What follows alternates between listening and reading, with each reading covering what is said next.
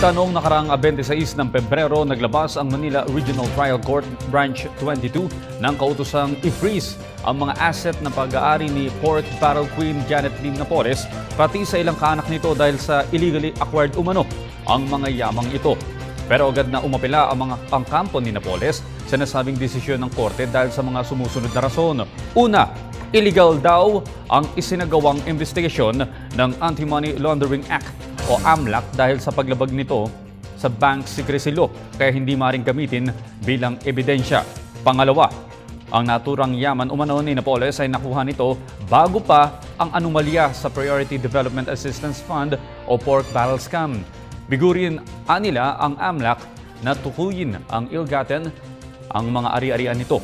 Hirit pa nila kakailanganin ni Napoles ang pera para sa pagpapa-opera nito sa sakit na mayoma. Samantala, nagtitiwala naman ang pamahalaan sa mga desisyon ng korte at ipauubaya pa rin ang mga hakbang sa investigasyong ginagawa ng mga otoridad.